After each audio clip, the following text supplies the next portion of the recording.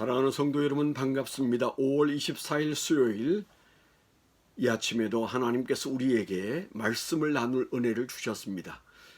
오늘 말씀은 에베소서 4장 32절의 말씀을 함께 나누도록 하겠습니다. 서로 친절하게 하며 불쌍히 여기며 서로 용서하기를 하나님이 그리스도 안에서 너희를 용서하심과 같이 하라.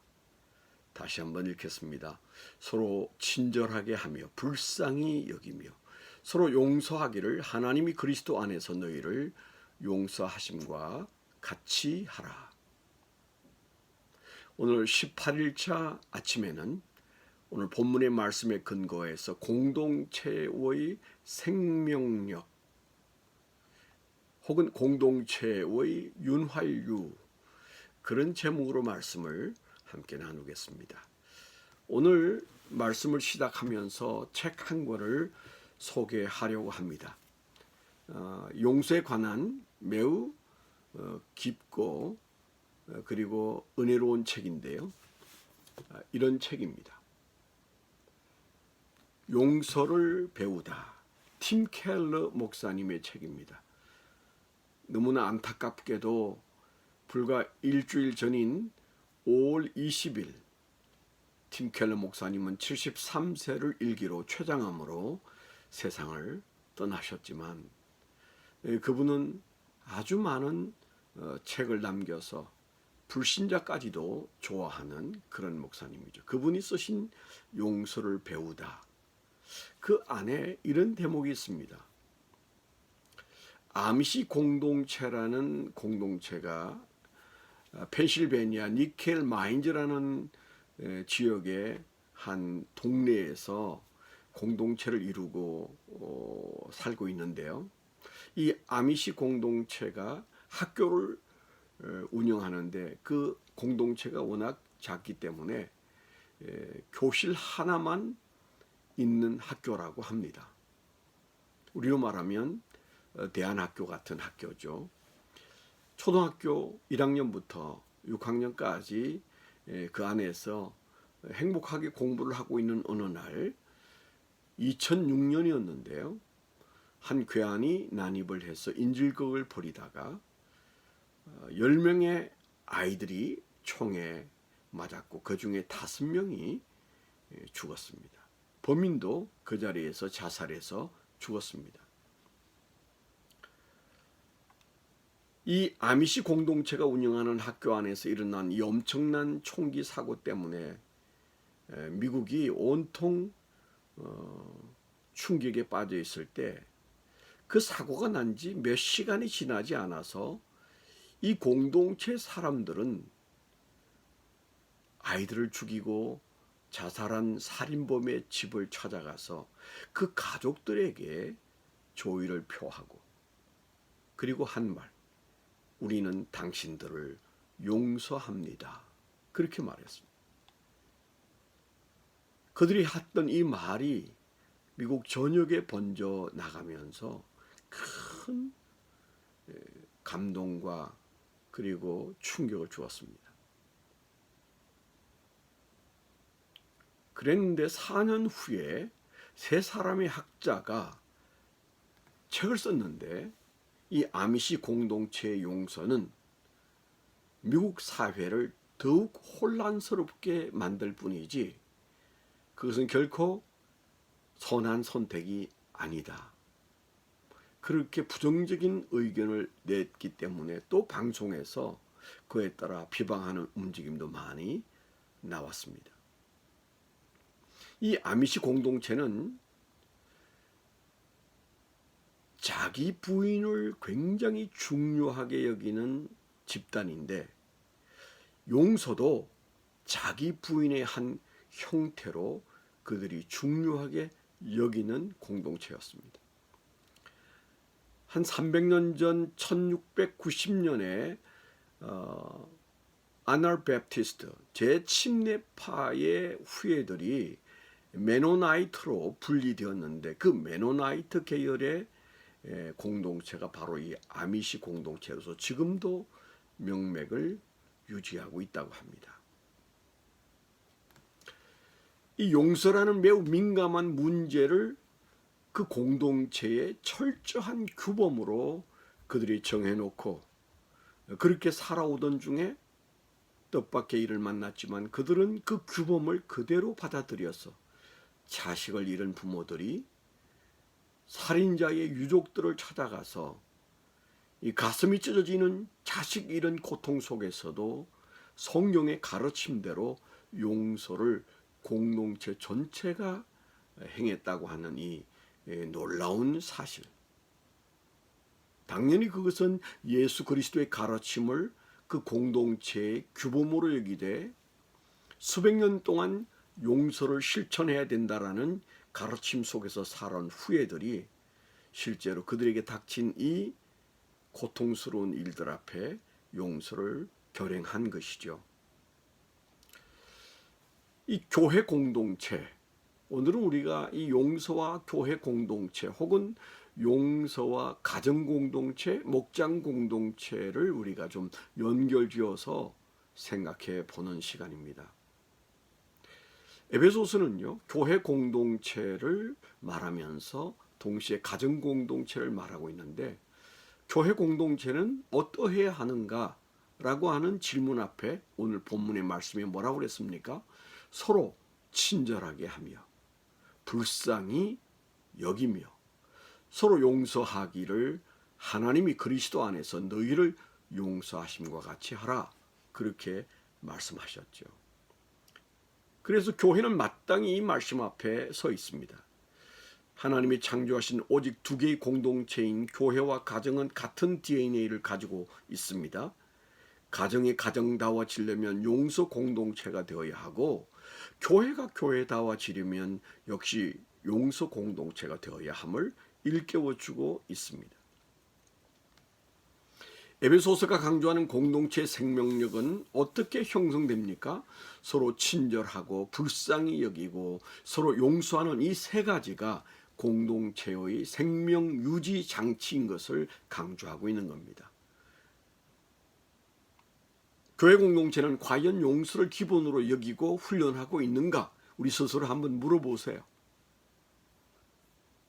이렇게 질문하는 저 자신도 많이 부끄럽습니다. 우리 교회가 용서를 많이 훈련하지 못했다라는 생각이 들어서 마음속에 회개가 일어납니다. 한국 교회와 우리 교회의 작금의 이런저런 어려운 문제들도 정직하게 말하면 용서가 윤활유처럼 교회 안에 작동하지 않기 때문에 부딪히는 소리와 상처들이 생기는 것이죠. 그러나 오해하지 마십시오.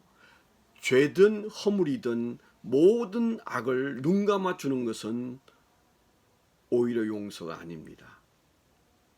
예루살렘 교회의 아나니아와 삽비라의 죽음을 보십시오. 아간의 도둑질을 하나님은 집요할 만큼 찾아내시지 않습니까? 그런가 하면 빌레몬에게 오네시모의 허물을 용서할 것을 촉구하는 바울 사도의 편지를 읽으면 분명 이 용서는 철저한 원칙과 회개가 그 밑에 흐르고 있음을 볼 수가 있는 것이죠.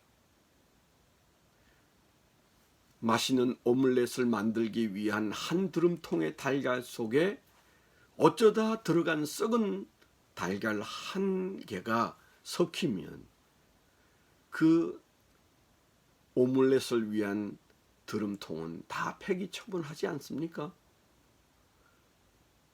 교회는 그렇습니다. 가정도 그렇습니다. 성과 속이 구별 없이 덮이는 것은 오히려 교회 공동체를 더럽히고 속되게 하며 모든 교회 공동체가 타락하게 됩니다. 거짓말은 그래서 용납하면 안 되는 것입니다. 공동체는 용서 없이는 존재할 수 없습니다. 그러나 거룩성이 훼손되는 용납은 용서가 아닙니다. 그래서 가정의 용서와 교회 용서는 어렵습니다. 고귀한 만큼 아픔이 있고 고통이 따르게 되는 것이 용서죠. 그러면 우리는 이렇게 질문할 수 있습니다. 교회 공동체는 용서를 위하여 그렇게 큰 희생과 아픔을 견뎌야 할 만한 공동체 가치가 거기에 있는가?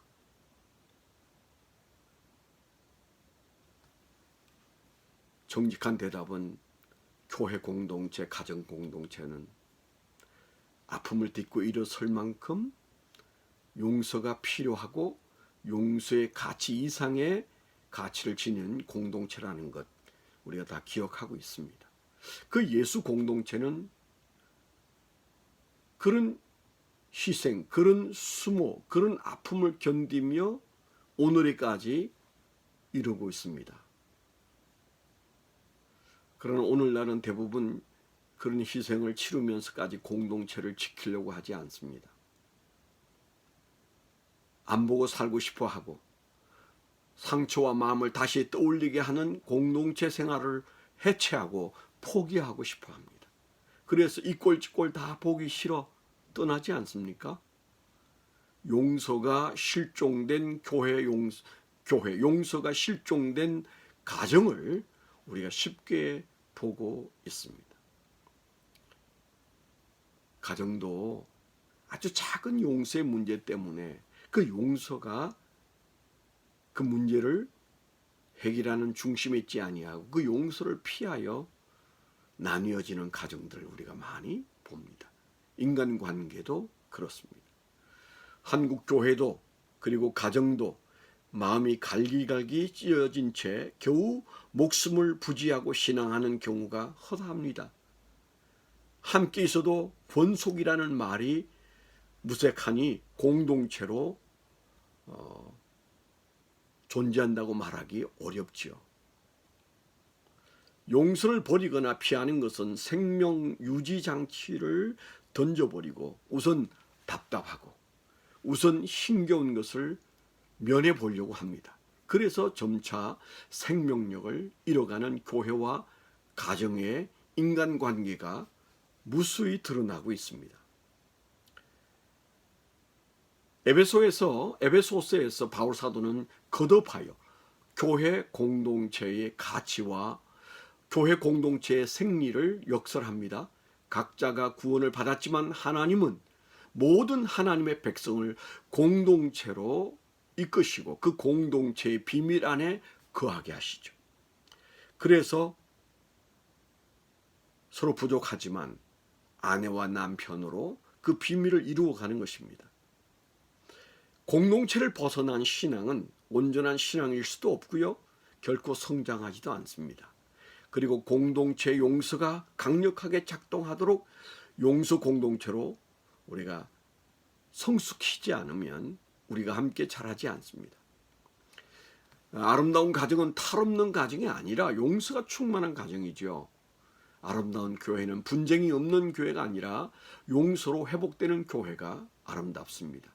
아름다운 목장 역시 아무 탈 없이 고요한 정적이 흐르는 공동체가 좋은 공동체가 아니라 요란해도 용서로 회복력이 넘치는 목장이 건강한 목장이고 생명력이 넘치는 목장입니다. 냉정하게 우리의 가정, 우리의 목장, 우리의 교회를 점검하십시오. 우리 안에 공동체를 수술하고 정화해서 용서로 싸매는 회복력이 있는지 살피십시오. 시끄러운 것은 죄가 아닙니다. 회개에 이르는 소리는 시끄러워도 아름답습니다. 회개가 수반되지 않는 용서는 가짜이고 회개는 용서에 이르는 용기입니다. 회개 없는 용서는 용기가 아닙니다. 용서가 아닙니다. 문제를 덮는 정치일 뿐입니다. 새로운 질서와 용서의 몸짓 때문에 요란한 것은 허물이 될 수가 없죠. 오히려 용서가 질식되게 만드는 것은 친절하지도 불쌍히 여기지도 않는, 그래서 용서가 꽃을 피우고 열매를 맺지 못하게 하는 토양이 되는 것입니다. 거룩한 성도는 용서할 준비를 하고 기도하며 복수하지 않으며 오히려 복을 비는 것입니다. 용서는 결국 자기를 복되게 하는 것입니다. 용서를 통한 회복력을 점검하고 용서를 피하여 관계를 끈을 놓아버리는 어리석음을 우리가 다시 돌이켜놓고 지금 고통스러워도 용서하는 공동체를 만들기를 축원합니다. 기도하겠습니다. 하나님, 하나님의 명령인 용서가 공동체를 공동체 되게 하고 공동체를 살려서 그 가운데 우리가 복을 누리고 그 공동체가 들림받을 때 우리가 함께 즐거워하며 주님께로 나아갈 것을 생각하며 용서의 가치는 공동체의 가치에 미치지 못하므로 우리는 공동체를 위하여 얼마든지 용서하고자 하는 열정이 우리 안에 넘치게 하여 주옵소서. 오늘도 용서의 한날을 살겠습니다. 용서할 용기를 허락해 주시옵소서. 용서가 있는 공동체를 만들어 가게 하여 주옵소서. 예수님 이름으로 감사하며 축원하며 기도하옵나이다. 아멘. 할렐루야. 오늘도 용서가 있는 하루를 살기를 축원합니다.